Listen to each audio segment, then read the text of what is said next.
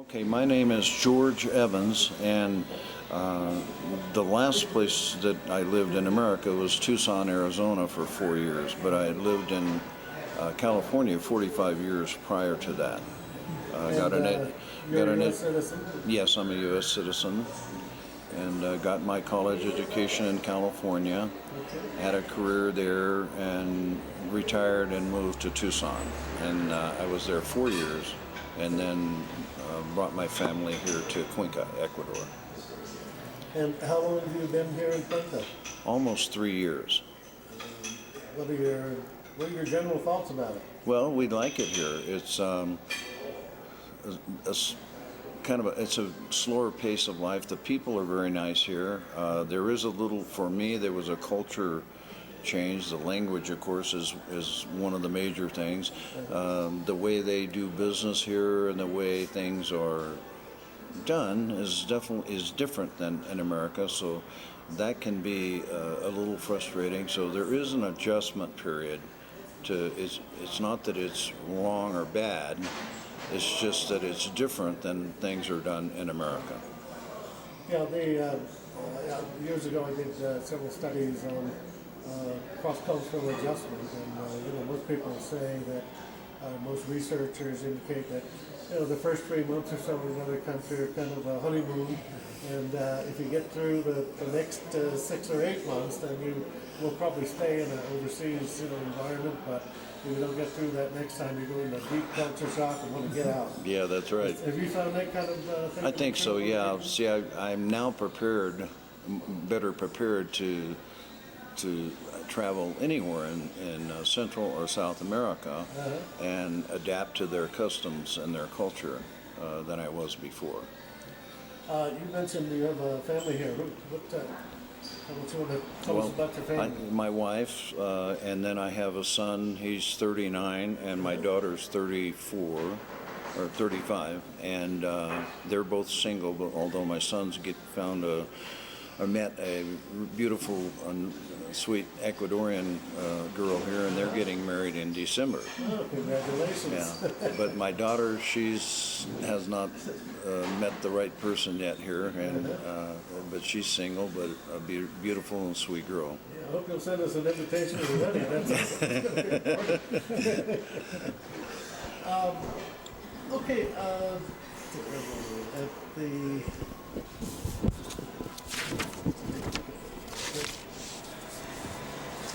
so what motivated you to come overseas Well, we were living in Tucson, and we were retired. We retired from California, moved to Tucson, both my wife and I, and we also had a real estate company. My wife was a broker, and we were all licensed agents. It was a family real estate company, and we were doing quite well. And then the financial meltdown came, and that really just shut off that supplemental income.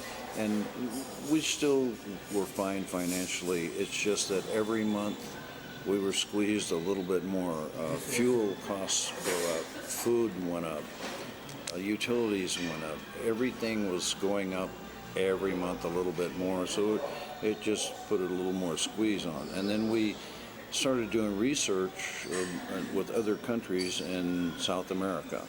And Ecuador actually always came up number one as the best place to retire for an expat.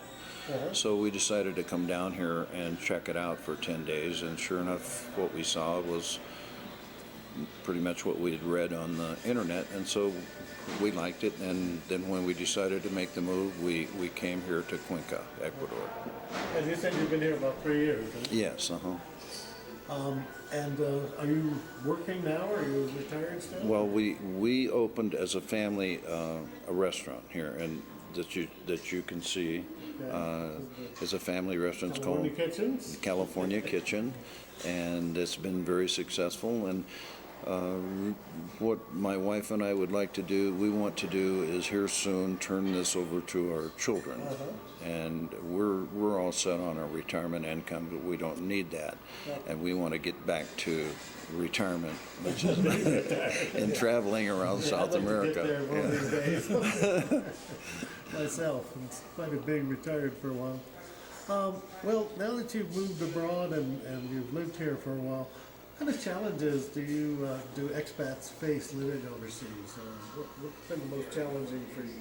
Well, the most challenging thing coming to South America, most of the countries in South America, the language is Spanish, except for Brazil, it's Portuguese, I believe. Yeah, Portuguese. Yeah, and so if you don't speak Spanish, then that's a big challenge, and so naturally you'd want to take lessons and so on. So that's a big challenge. The communications part is very challenging. The way the customs are different, and that requires an adjustment. For example, And those are a few things. The medical is different here. The medical transportation is somewhat different. And how do you find the medical system here? Is it Well- affordable and is there competency? Or? it's very affordable. It's unbelievable how affordable it is compared to America, and the physicians and the doctors and the medical staffs are well trained. Most of the doctors have practiced in America or large cities, for example, like Los Angeles, Miami, Mexico City, Buenos Aires. They're really well trained and they're really well informed. I can give you an example. The first time that I got sick when I moved down here and I needed a doctor, I called, a doctor was referred to me, and I called him on his cell phone, and he answered. And I told him the situation. He says, "Can you meet me in my office in 30 minutes? And I did. I met him there, and he looked at me, diagnosed my problem, gave me a prescription, and charged me $25. And the prescription was like 25% of what those would be in America. What about do you have health insurance here? Or? They do have health insurance here, and it's I think it's better than what they have in America. And there are various plans. Low cost.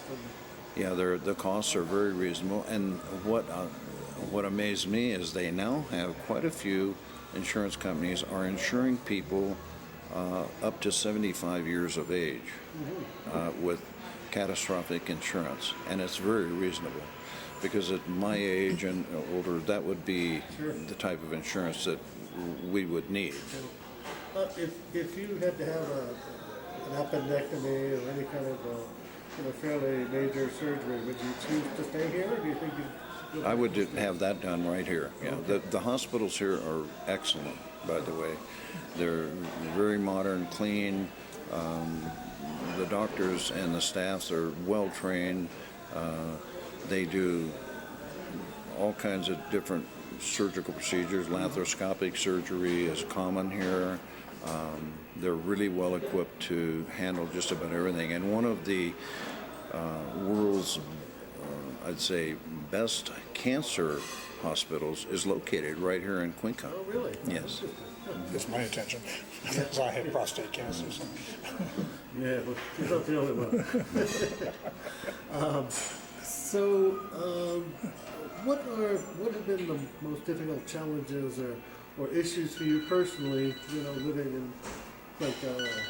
Living abroad in general. Well, for me, I can only speak for me. The major challenge for me has been the communication part, because I did not speak Spanish, and at my age, it's more difficult to learn a new language the older you are. So that's been a challenge for me, although I am picking up on the language, every day, new words.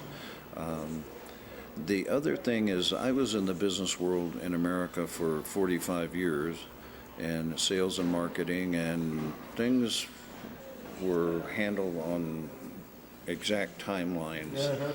And here, appointments are meaningless. Schedules are not kept.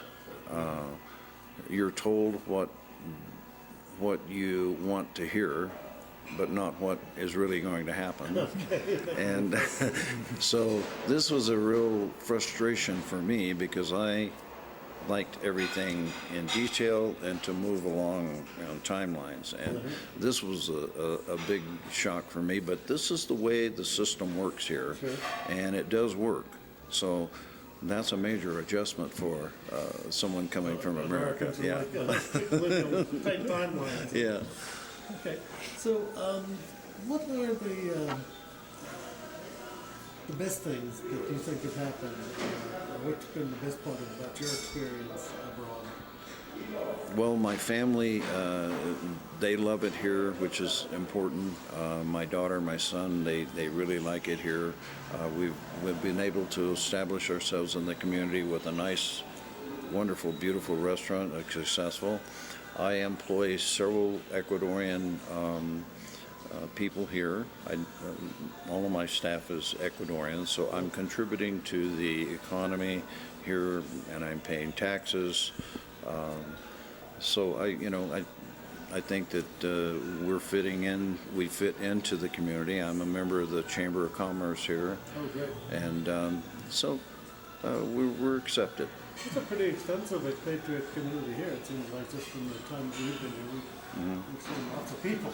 There are. As a matter of fact, in December of 2009, when we arrived, there were, according to the embassy in Guayaquil, the U.S. Embassy in Guayaquil, there were 400 expats in Cuenca.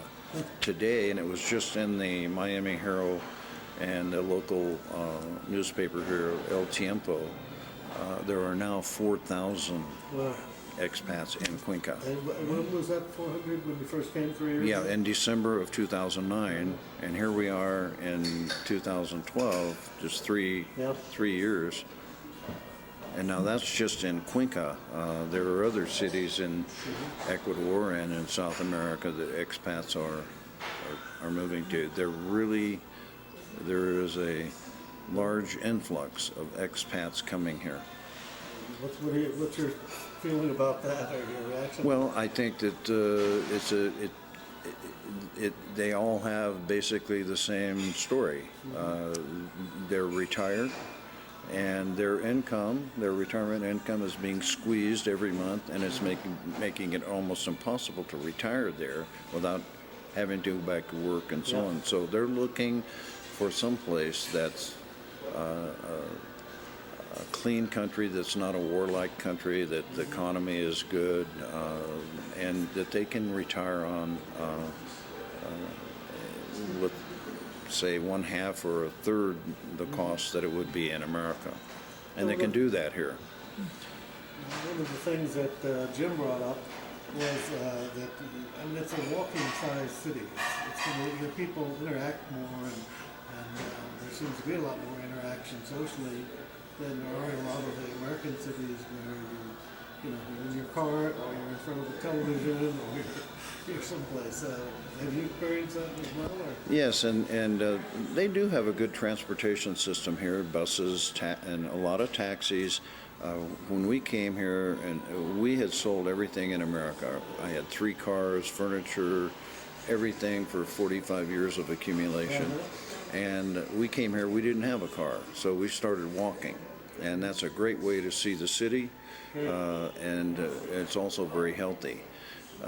Within 3 months, I had lost 25 pounds just walking, and I felt much better, great. And we're at 8,500 feet here in Cuenca, and the air is clean and the water is pure. It comes out of the Caja Mountains and down to here. So And in fresh water. fresh water. Yeah, and the air is thin. We've been feeling that. Yeah, the air is thin. But I didn't have a problem adjusting to that, and the walking is fabulous, and there are trails and walkways all over the 3 rivers that go through town here. It's a very healthy place to live. Food is incredible. Well, all the food is pretty much organic, isn't it? It is Since all they don't organic. use a lot of insecticides. It's all organic. Most of it's brought in daily from the farmers, and right out of their garden in the backyard. They don't have income enough money to buy pesticides and things like that. So the food is not sprayed. It's right fresh out of the garden. It's so healthy. And are you able to buy directly from the small farmers? Well, I buy from the small farmers bring their produce and fruits and vegetables into various mercados. Local markets? Yeah, markets, and you can buy from them there. Then there are wholesale fruits and vegetable distributors that you can buy from also. They buy from the farmers and process the food. By that I mean they wash it and clean it and then sell it. All right. Well, that sounds like a definite advantage. Do you have a particular most interesting story that either you have experienced personally or you've heard about Americans living in local culture, or entertaining or Well, not really anything that's super exciting. I guess the most not exciting, but the one story there, the major frustration I've had here is dealing with the permit process with the city. It's just incredible the way they do it, and it's convoluted. It takes weeks to get your permits, and you're going from office to office to office and being run over here, over there, back and forth. And so that's the most important thing. But the expat community here now is quite large, and we do have functions, and we attend a lot of the cultural events that take place here. Most of there is a symphony here, and that's free. You can attend that free, and it's wonderful. So those are some of the things. It sounds like Oakland, but it's a permanent closure. What advice would you have for other American expatriates considering a move here? Well, my advice would be, to come here first and visit for 2 weeks or a month, and live here. Check it out. Make sure that this is really where you want to retire, and if so, then you can go back to the States and start liquidating your assets, sell your cars and your homes and all your assets, convert those to cash, and then come on down. The living costs for shelter here is extremely low.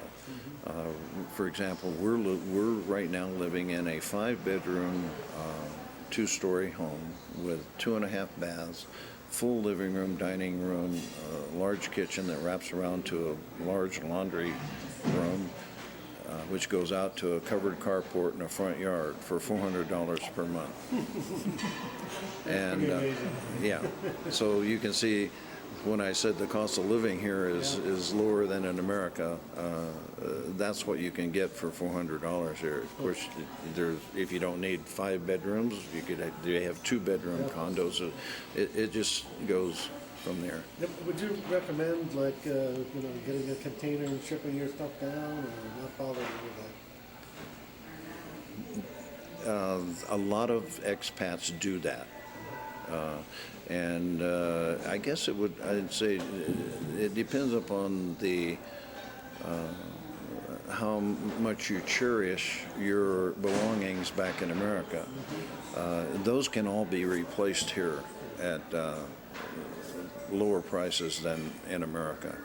But maybe some items that you've accumulated over, Or- well, or- yeah, you might want to bring down. So, any other advice for American expatriates who? Well, check out the immigration part. If you want to check out the immigration laws here, it's online. And my advice would be to, before you come here, get all your paperwork in order. That's what we did. We had our birth certificates, marriage licenses, all the documents that are required. We had those translated over into Spanish. And then we sent those to the Ecuadorian embassy in Washington, D.C., and had those apostilled, and had the Secretary of the State in Arizona apostle those also. So that when we came here to apply for our residency, we just gave those documents. They were already approved by the Ecuadorian embassy in Washington, D.C. So most of the work was already done for our attorney. All she had to do was fill out a form and submit it to the immigration department. And then that speeds up the process of getting what's called your cedula, which is your identification card, and your visa, which is your permanent residency. Okay. Is there anything else you'd like to comment on related to the experience of living overseas or Cuenca? Or? Well, there is one thing that anybody moving here should I'd say realize before they come here, that this is different. This is not like America. They don't do things like they do in America.